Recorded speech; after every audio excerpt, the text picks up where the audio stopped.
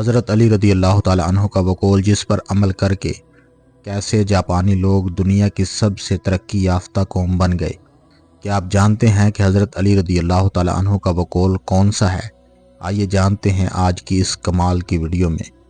کسی بھی قوم کی ترقی کا راز اس قوم کی تعلیم و تربیت پر منحصر ہوتا ہے، اور آپ یہ جان کر حیران رہ جائیں گے کہ شمالی یورپ کا ایک چھوٹا سا ملک فن لینڈ ہے، جو رقبے کے لحاظ سے 65 جبکہ آبادی کے اعتبار سے دنیا کے 114ویں نمبر پر آتا ہے۔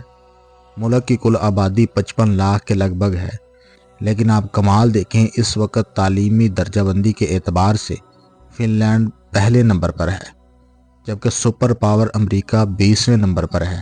2025 تک فن لینڈ دنیا کا واحد ملک ہوگا جہاں مضمون یعنی سبجیکٹ نام کی کوئی بھی چیز اسکولوں میں نہیں پائی جاتی۔ فن لینڈ کا کوئی بھی اسکول زیادہ سے زیادہ 195 بچوں پر مشتمل ہوتا ہے، جبکہ 19 بچوں پر ایک ٹیچر۔ دنیا میں سب سے لمبی بریک بھی فن لینڈ میں ہی ہوتی ہے۔ بچے اپنے اسکول ٹائم کا 75% بریک میں گزارتے ہیں۔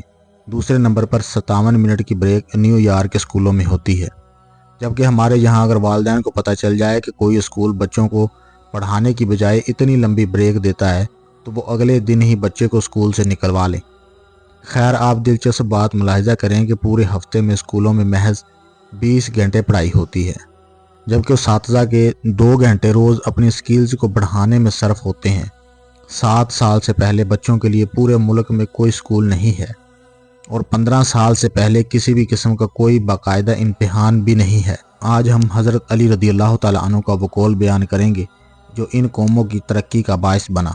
اس کو آگے بیان کیا گیا ہے: مجھے معلوم نہیں کہ جاپان والے حضرت علی رضی اللہ تعالی عنہ کو کیسے جانتے ہیں، اور ہمیں ابھی تک ان کی یہ بات معلوم کیوں نہ ہو سکی۔ بہرحال اس پر عمل کی ذمہ داری فی الحال جاپان والوں نے لی ہوئی ہے۔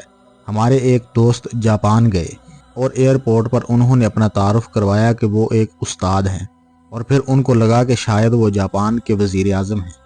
اشفاق احمد صاحب مرحوم کو ایک دفعہ اٹلی کی عدالت میں جانا پڑا، اور انہوں نے بھی اپنا تعارف کروایا کہ میں ایک استاد ہوں۔ وہ لکھتے ہیں کہ جج سمیت کورٹ میں موجود تمام لوگ اپنی نشستوں پر کھڑے ہو گئے۔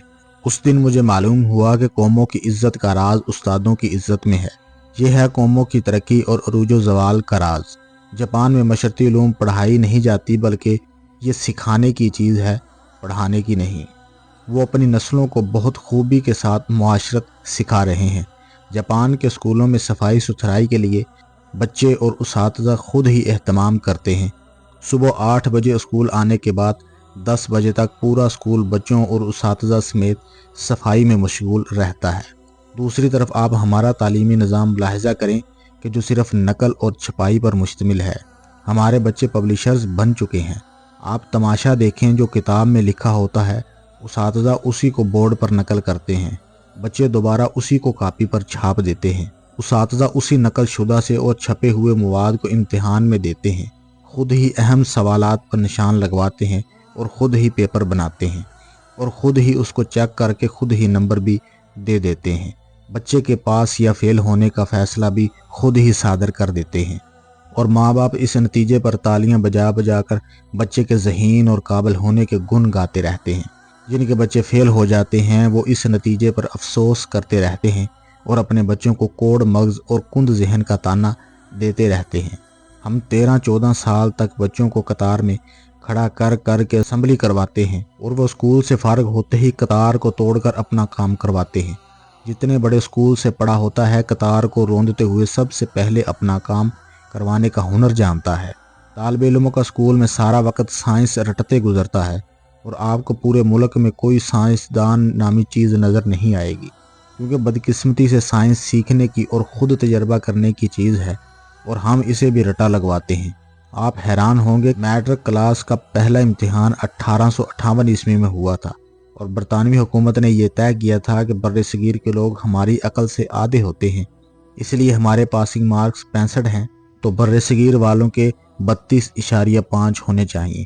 2 سال بعد 1860 میں اساتذہ کی آسانی کے لیے پاسنگ مارکس 33 کر دیے گئے، اور ہم بھی ان 33 نمبروں سے اپنے بچوں کی ذہانت کو تلاش کرنے میں مصروف ہیں۔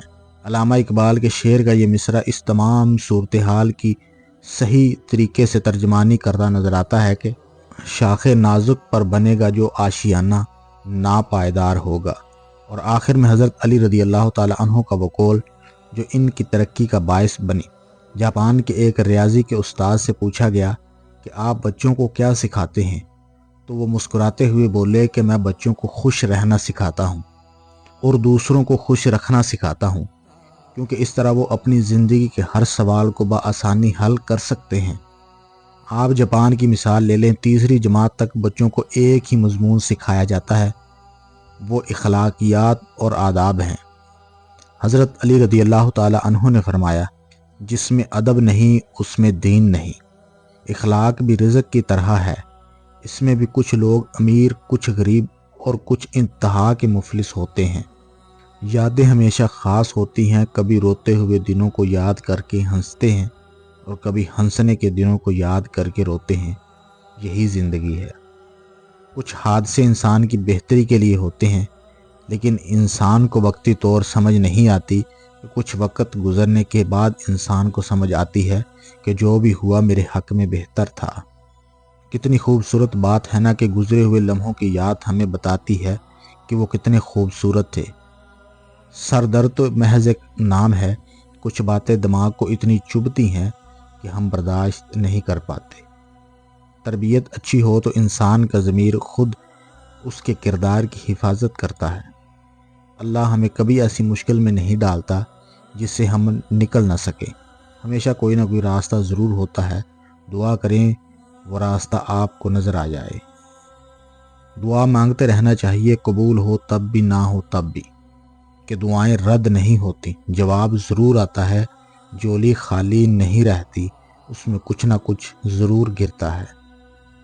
حضرت علی رضی اللہ تعالی عنہ نے فرمایا، کامیابی حوصلوں سے ملتی ہے اور اچھے دوست مقدر والوں کو ملتے ہیں اور مقدر انسان خود بناتا ہے۔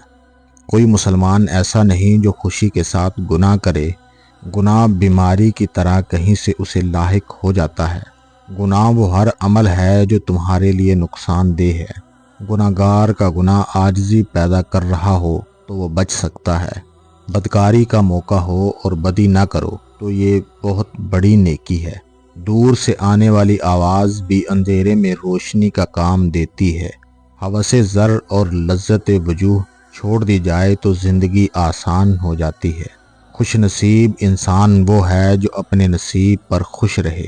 بدی کی تلاش ہو تو اپنے اندر جھانکو، نیکی کی تمنا ہو تو دوسروں میں ڈھونڈو۔